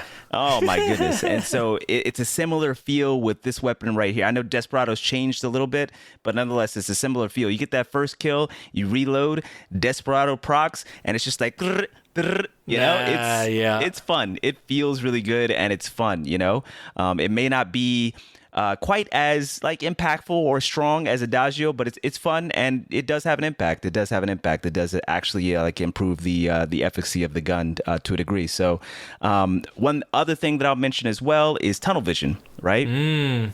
Tunnel vision. So if you end up going for Desperado, if it were me with Desperado, I would 100% be going for tunnel vision, because we're talking about a perk that synergizes on reload. So upon reload within 6 seconds of a weapon kill, you get 20 aim assist, minus 20% accuracy cone size, and some degree of ADS handling for 5 seconds. And on top of that, it can be refreshed after what hopefully is another kill via Desperado. So those two synergize really well together. I always love tunnel vision with, things that you get in the second column that are reload perks as well, such as kill clip. Those are just, fantastic synergy between those two. Yeah, for sure. And I want to hark back to what you were saying about the fun factor, because I feel like that's something that's we can overlook so easily in when talking about these optimal time to kills and what resilience level you're running, like there is a fun factor to things. And there was even an article somebody linked a little while ago that was talking about just the sound that a gun makes and how it can affect whether you like it or not, and whether you feel good about it, and that can actually affect your mental state for how good you're playing with it. And so it definitely plays a part. And if you just think Desperado's more fun than firing slower, like with Adagio or whatever, if Desperado just does it for you, then yeah, go for that perk. Yeah, it's a good perk still. And speaking of fun, that brings us to the next section of exotics, and hierarchy of needs is the exotic bow that is dropping from the dungeon now. And me and Tony were just like watching clip after clip, because if you think that we've gotten this to drop for us already, well, yeah, that's another thing. But it just looks so cool when the extra ring comes up. So what it is you have a charge that you're trying to build up, kind of like Revision Zero, if you're used to that, which we'll also talk about in a second. You have this charge that you're building up, and then it lets you, once you get it to 6, it lets you hip fire and shoot basically a ring that you can fire through that does extra guided auto tracking damage things that hit for 14 to 17 damage each, depending on the distance of your target. And it just looks so beautiful. It looks so cool. So good. And that ring lasts for 12 seconds, so it has like actual practical application. As we were reading through it, and Tony kept talking about it more. What about this? What about this? I was about to kind of poop on this thing a little bit and be like, but there's so many one-shot bows out there. Like, why do we need this thing? And then we're like, that ring lasts for 12 seconds. So 12 seconds. That is where the crux is right there. That is where the crux is. You were vibing for 12 seconds where you get that guidance ring and you potentially get extra damage. And then you get the synergy between that damage and whatever else like exotic that exotic armor you're using, or maybe you have like a radiant buff or some other buff that's active. Maybe you have the Firewalker buff that's going from Path of Burning Steps, right? Because it's a solar weapon. There's options, people. This thing is pretty cool. And, I'll let you go ahead and, rock with the details, but I said it before and I'll say it again. That guidance ring is beautiful. Yeah, it's beautiful. Really cool. It looks like something out of Final Fantasy, so whoever designed that, like, kudos. But y'all got to get this thing. It is pretty cool. It's definitely one of the cooler exotic bows out there. I mean, I guess, what can I really say about that? Because I feel like all the exotic bows are actually pretty dope in their own right. That's true. This one's very, very cool. Very, very cool. I highly recommend it. And I say that as somebody who hasn't received it yet, of course. I've watched videos, like you said, but the first week, one of my friends who was helping me out with the dungeon, PvP main, so I just had him step me through it. Oh, did you get it to drop first time? Yeah, they got it to drop, I think the first time, and then they came in to help me, and I was watching them use it, and it was just, I'm not even shooting my gun, man. I'm just sitting there watching how beautiful that guidance ring is and letting them explain, what they know about the bow so far. So I gotta hype this one up. It's pretty cool. I haven't seen it once in the Crucible yet, like someone coming against me, and I feel like it might be something that even throws me off. Like if I come around the corner, I'm guessing opponents can see it. I actually don't know the answer to that, but and there's a guidance ring, and I'm like, wait, where's the other player? Like, what's going on? I feel like that would be pretty cool too. But yeah, so hierarchy of needs is a 667 draw time. It's the same as Le Monarch, but it has a 1.27 second optimal TTK, which is also the same as Le Monarch if you're doing the full 2 shots and not cheesing it somehow. But what's interesting about this, and one thing that I hate when bows do, and it's the one thing that makes me like, do I want to like this thing? I don't know. And it's when bows do not hit for over 100 damage on body shots, because that means that if you miss 2 headshots and you hit 2 body shots, your time to kill goes up so much, and you have to hit 3 at 2.53 seconds. Like it feels like an eternity if you hit 2 body shots. So it is a precision weapon, as you were talking about earlier. Like, it's precision. You got to hit those shots. So but outside of that, it looks really awesome. It's just, I hate seeing, like, why 96 damage? Why couldn't you do 100 and just make it a clean 2 body? But here we are nonetheless. I would hate that, by the way. I would hate that, by the way. Oh, it's so frustrating. Okay, so the guidance ring though. Let's get to that because you get a kill. What you got? It's not just a kill. You have to build up the charges, but you can do it in just one kill. 2 crits, and the second crit gets the kill. So crits fill up the energy and give you 2 each, and you need 6 total, so 2 and 2, and then you get the kill on that second crit. You get full energy, you hit fire, you get the ring, 12 seconds, and then that 12 seconds isn't enough to totally damage. It only does 183 total damage ish. This is where it gets weird because the extra guidance things, there's 2 of them, and they do 14 to 17 damage each. So normally if you're in a good range, a distance from the enemy, and it does 15 to 17 damage, you're good, because 15 to 17 damage numbers, you do that you get just radiant is all you need for that extra 10%, and it takes your total 183 damage to over 200, and you're good after that point. Over 200 damage, you can one-shot anything. The problem is, every once in a while, and I saw this in other people's clips of them complaining, like, why didn't I get the one shot? And it's because they only did 14 damage. They were too close to the target, and the guidance missiles didn't get enough distance to do their extra damage, and they hit for the minimum of 14, which only brings you to 199 damage total, which will not kill a Tin-Rizal player. So just say Titan, just Titans, baby, yes. just say Titan. Titans. So don't get too close to your target is the moral of the story here, or don't run Radiant. Run Path of Burning Steps like we talked about. Which that's 15%. Which is pretty cool. I was thinking about that with... The only problem is it doesn't synergize as much with a Titan. There's no immediate way to get Radiant. Like a Hunter, you can just dodge and get Radiant. A Titan, you would have to like shoulder charge or throw a hammer at him first randomly or something. Could you imagine? I always feel like that's one of the most like disrespectful things you can do to somebody in the Crucible is bonk them with a hammer. You know, it's funny to see. And I definitely feel disrespected whenever somebody just foregoes any sort of like gunplay whatsoever, and their initial opening is to bonk me in the forehead with the hammer, or to finish you. Either one, I'm like, true. That's a good point. Like that was impressive. I have been peak shot finished with the bonk hammer before, actually, in competitive. On top of that, so that's how you know they just didn't care at all. They were just there, just absolutely disrespect. Oh, man. Gotta love it. There's not very many things in Destiny 2 left where somebody kills you and you're not like, oh, I can't believe they used blah blah blah, but a hammer, you're like, oh okay, that's fair, all right, that's like fair. I'm a little hurt because you disrespected me, but I gotta hand it to you. Yeah, I gotta hand it to you. Exactly. I feel that's exactly how I feel about it. Most definitely. Oh man. Okay, well let's run to the Manticore now, because I feel like we've got the bow pretty covered here. It's a cool bow. I'm excited to grab it and try it out myself and get some one shots. The 12 seconds really put it over the edge for me. But the Manticore, tell me about the exotic SMG this season. Okay.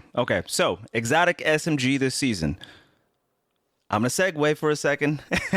So I'm going to come back to that. I just wanted to mention 7th Seraph carbine that we were talking about earlier. One thing that I didn't mention that I meant to mention about that is just keep in mind we were talking about target lock and how that was probably the perk that we wanted on the end of that. Right. But I don't think that we referenced and really doubled down on the fact that it has Rasputin's arsenal on it. So it refills 50% of the magazine on breaking a guardian's shields, right? And so just keep that in mind. That just makes target lock look even more appealing, basically. Yes. Yeah. I don't think about that, and I didn't say it either. Yes. Yeah. So just keep that in mind. Target lock is definitely the play for I'm going to go ahead and say that. It's definitely the play for 7th Seraph carbine. So just be looking out for that. Well, that's kind of a good segue here because target lock kind of... I think of target lock so much when I think of Manticore because of the way the damage boost happens on Manticore. If you don't know, it does have a great buff on it that acts a lot like target lock. So, and Tony's giving me the finger right now because she's like, that's what I was going to do right there. Because mine was not a natural segue at all. I'm telling you, people, we thought about this ahead of time. Trust us. All right, so we got Manticore. A 900 RPM exotic SMG banger. It damages like a lightweight. All right. It doesn't have much range, but it does have 15 zoom, like multi-mock or submission, right? So we all love multi-mock. 0.73 TTK, 10 crits, 2 bodies. That's what it takes. 10 crits and 2 bodies against all resiliences, 10 resilience for the optimal. And Lego actually knows the most about the actual exotic perk and how it works. So I'm just going to toss it right over to you for that. Yeah, so this gun's so funny, and I had to sit down and calculate the whole thing out because it's like target lock in that you need to like stack up. It has different levels of damage stacking. Basically, when you're in the air, you get anti-grav. Kills grant a 10% anti-grav, but while grounded, every hit will give you 1%. Once you're in the air and you start shooting and you get a hit, anti-grav lasts 10 seconds and it negates airborne accuracy penalties. So that is huge already if it just had that. But it goes further and makes this weapon really interesting. It gives a 4% damage increase per hit up to 40%. Now you're probably never going to see that 40%, but the small incremental damage, I stacked it out in the spreadsheet, not the DMB spreadsheet. I can't do that calculation, but I did it individually for every shot, and it ends up being 10 crit optimal at 10 resil with a 0.6 TTK. That's compared to your 0.73 usually needing 12 shots. So pretty interesting. And it's all, this is all 10 crits, but if your opponent is only running up to 6 resil, you can 10 shot with an adjusted 70% crits. It doesn't even have to be all crits. It could be 7 crits and 3 body, and still get that 0.6 TTK. So that is extremely forgiving for someone running 6 resil. And I feel like you feel it when you use this gun in the air. It feels really similar to target lock. You just lay in on the target and you get that damage stacking up and you get that 2-bullet faster kill on a lightweight, which is extremely nice, and it feels great. And then on top of all of this, the catalyst gives 7.5% damage reduction for 5 seconds, and the buff persists through stowing your weapon. So it is just like all this stuff stacked on top of each other, and I can't believe that I myself haven't gone off to get the catalyst yet. It's just sitting there, and I've been working on so many other things. I was like, I really need to invest in this because I brought the Manticore out just feel-wise. I brought it out while I was playing Trials, and I needed an energy weapon to just test something out real quick. And as I swapped to it, ran out of my special ammo. I was in like a 1v2 or something like that, and you just do like a jump move, spray down, you're floating in there. They think you're going to come down on console. They're trying to move their sticks around to get up to you, and you're floating in the air, doing extra damage. And getting 2 kills that way is just hilarious because they expect you to do one thing and your body does something else. And I can only imagine the insanity that Strand is going to bring with this weapon. Yep. Yeah, I could just imagine like Strand Spider-Man through the air and then just starting to shoot your shot. Or if you have like anti-grav already built up, you don't even have to like hit those initial shots. Or, it just takes less to actually activate the perk, I should say. You start hitting those shots and you just stop mid-air floating with a weapon that not only the catalyst gives you 7.5 damage resistance for 5 seconds, but you also have that target lock type perk that's giving you that extra damage boost in the air while you're floating, and they don't even expect it. I don't know. The possibilities do seem kind of endless. Here we go. You're flying it. Somebody throws I forget what they're called, not threadlings, the little like balls of yarn that you throw that you can hook onto, grappling hook onto.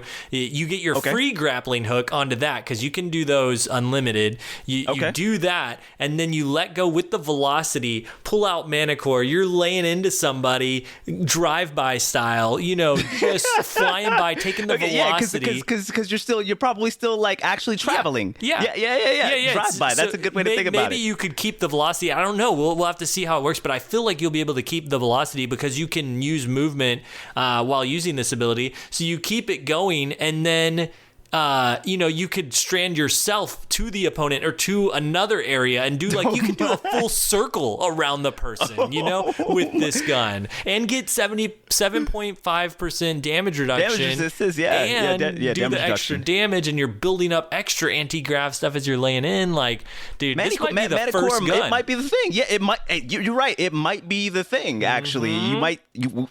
It could be a Strand, Spider-Man, Manticore meta, ladies and gentlemen. I'm here for it, honestly. Yeah. Like, it sounds really fun. I will say, different. Me and Tony beforehand, we were talking about, like, how is this not more popular? Like, everything on paper is so good, and then when I pull it out, it feels good too. And I think the one drawback is the 2 seconds that you're in air when the perk activates anti-grav, and you've got 2 seconds. You can't disengage it unless you do like a hunter dive, or you have an ability to do that. And so I'm curious to see, what, if this becomes popular, what strats people use to get out. And maybe the grappling hook is one of them.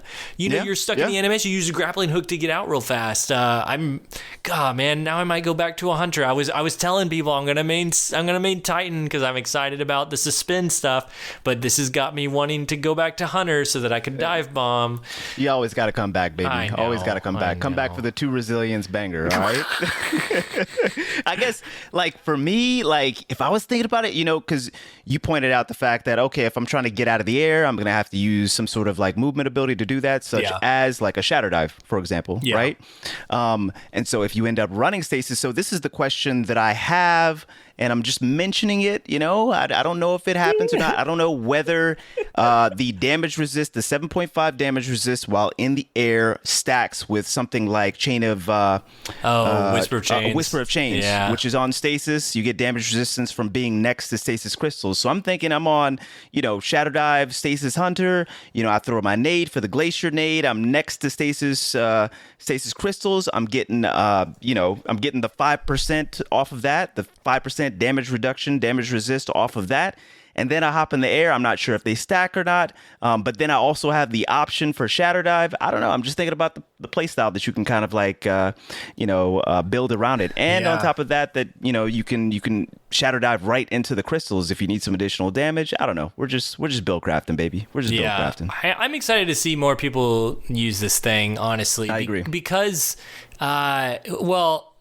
I should flip that around, because I played against somebody who used one in trials and they were incredibly oppressive with it, kind of like the blinding nades I was talking about earlier. That was just in a rumble match though. I saw someone using Manticore that was on like, a 30 streak in trials, and they were just going off with it.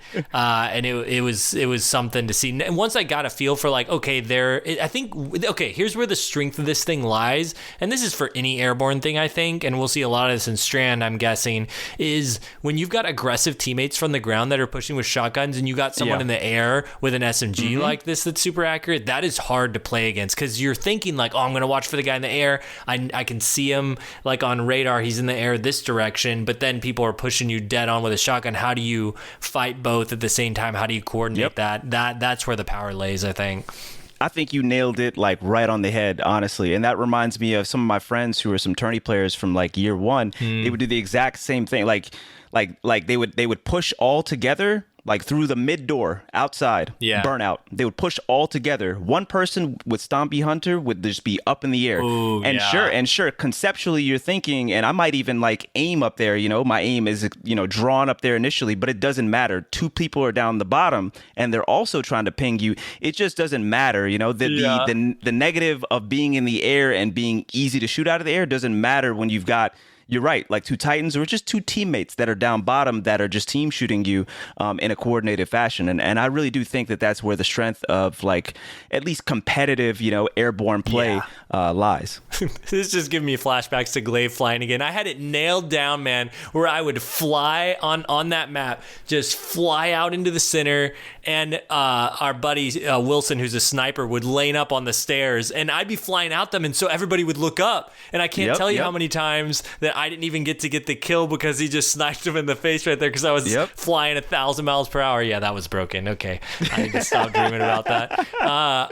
Revision 0, the pulse rifle. I feel like no matter what I say, Merc, if you're listening, no matter what I say, I'm not going to do you justice here because this thing's incredible. I wish that I had spent more time with it. Like I spent enough time to make a whole video myself about it, but like I wish that I had more time invested in PvE to unlock every single thing. I still have one thing left, I think. I'd been doing it week by week. I know if you do it at the very end, you unlock everything all at once. So yeah, maybe I should have done that. But it's an incredible gun. It feels so good. And I love Merc's comments about it, he made these comments about other perks in the game that they've been working on where there's a mini game within the weapon, and Revision Zero has that mini game where just like we talked about with the guidance ring with hierarchy of needs, you're trying to fill up that energy to grab the alternate fire mode, and on Revision Zero it turns into a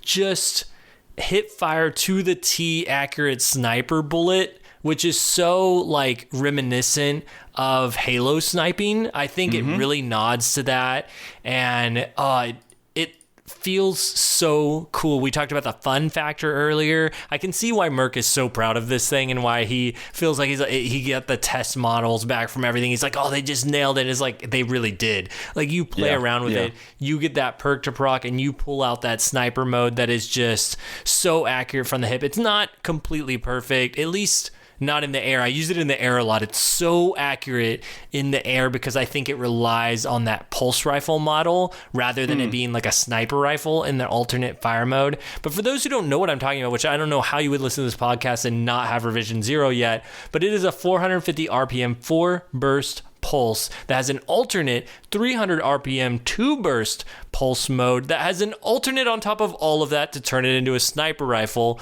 once you build up your energy to turn it into that. So the 4-burst is just like an aggressive, and the 2-burst is a new 22.945 to the body and 36.667 crit to the head.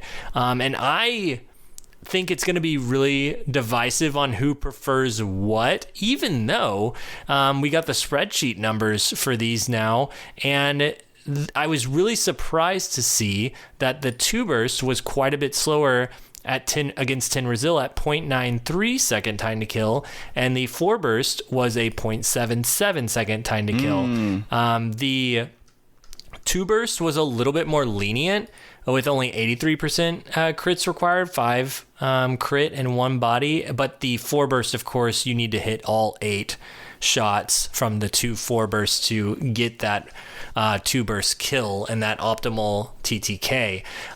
Whenever I used it, I could swear that it was so similar that I didn't notice a difference in the time to kill. Like even frame by frame at 60 FPS, I was just like, they're like so close that it's painful.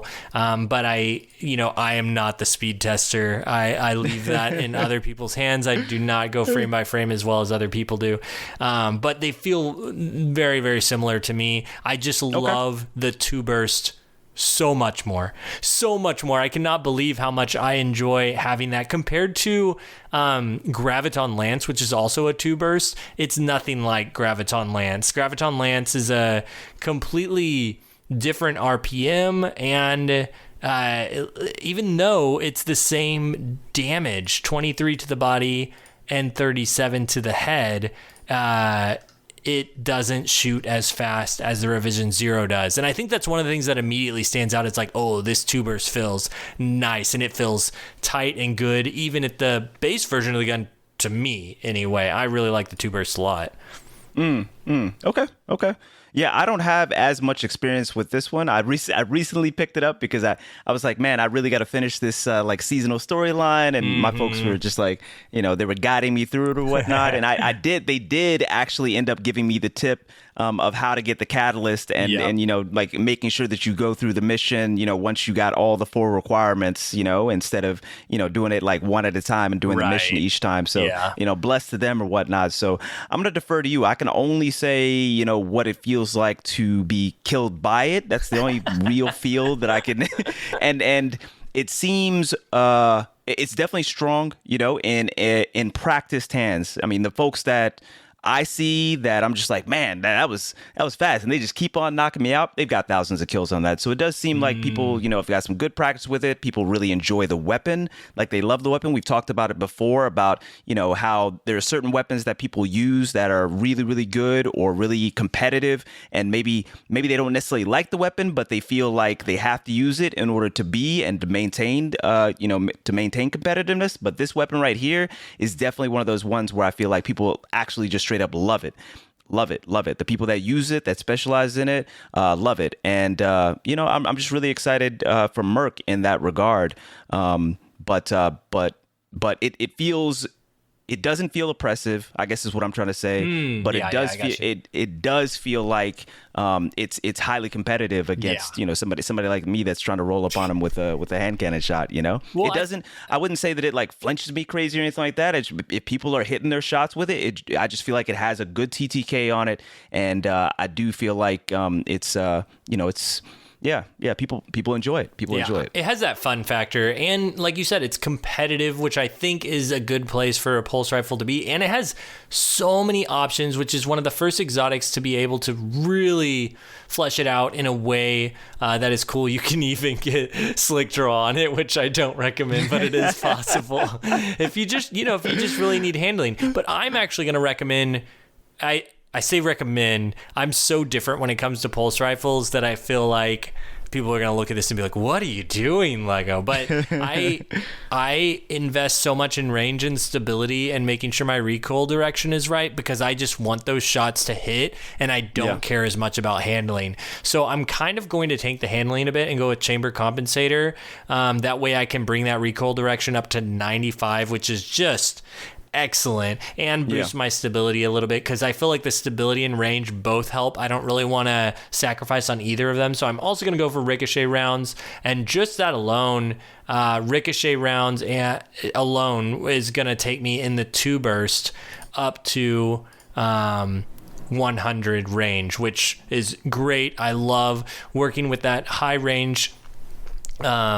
And then on top of that, I'm going to use perpetual motion so that I can boost that stability even more, 10 to 20, depending on how much I'm running within that span of time.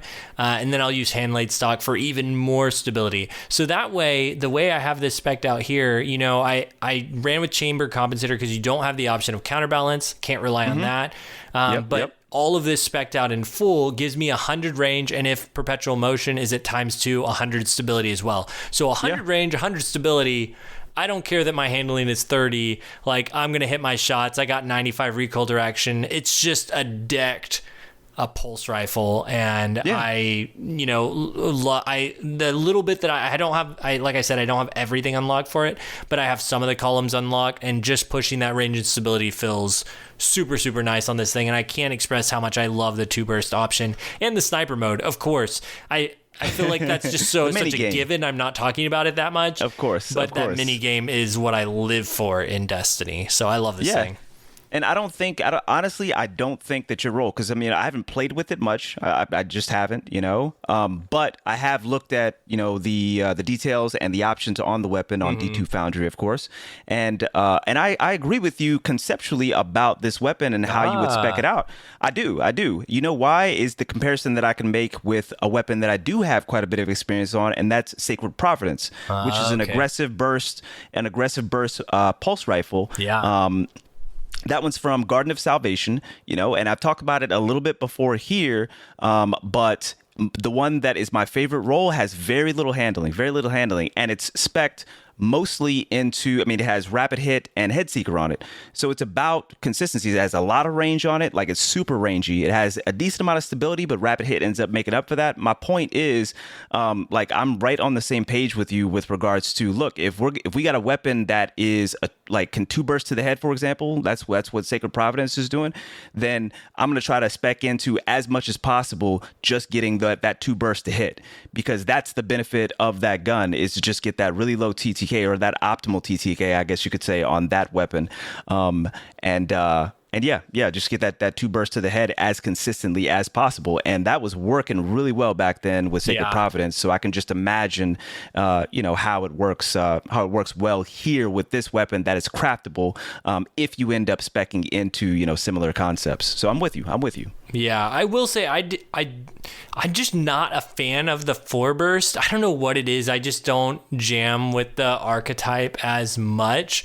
But I could see it's just worth noting like how much your stats change whenever you go from the 4 burst to the 2 burst. It immediately boosts your range up 35 and brings your stability down 10. And if you do, that's the 2 burst. And if you do the 4 burst, it gives you plus 10 to range and stability. So with you using just at base the 4 burst, it's 71 range and 70 stability. And if you're using at base the 2 burst, you have 96 range and 50 stability. So very, very different kinds of guns here, just depending on how you have it spec'd out. Of course, but then it's craftable, and you can obviously like bring that stability up. It's not as much of a detriment, obviously, just based off the options that you have for it. Yeah.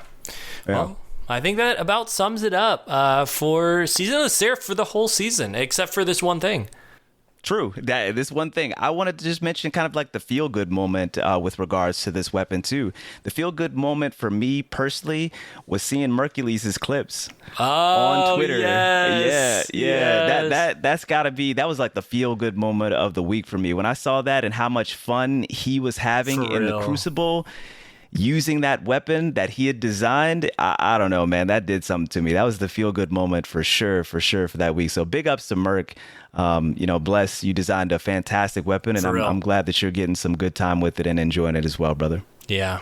All right. Well, that is it for us for Season of the Seraph. I think that signs us off here and signs us off for episode 292. Don't forget to like and subscribe for more Destiny Massive Breakdowns. And be sure to reach us on social media, on Twitter, in the Discord. Come join us on the Discord. And we'd love to hear your feedback on the show. Any questions you had about this episode, any perks that we got wrong, let us know. But no, I really feel good about this whole season, and I'm super excited to join y'all in Lightfall. Yeah, definitely. And remember, you can connect to all things Destiny Massive Breakdowns at destinymassivebreakdowns.com, including Podcast versus Enemies, hosted by our friends Court, Impetus, and Sate Caper, and also Beneath Twin Suns, a Star Wars podcast hosted by Kit Kutcha and Mercules themselves. You'll find our social links and an invite to join the conversation in Discord, episodes new and old, the occasional guidepost, and more well-written resources right there. This is me right here, Ill Physics, aka Tony. If you did not previously know me, of course, you can find me on most social media and most of my spaces at Ill Physics. And this is Legolas Flash, and you can find me on YouTube or Twitter. We're both spacious and Twitter. But yeah, come join us. Let's talk some Destiny. Until next time. GG. Yeah, we'll see everybody in Lightfall. See ya. Peace.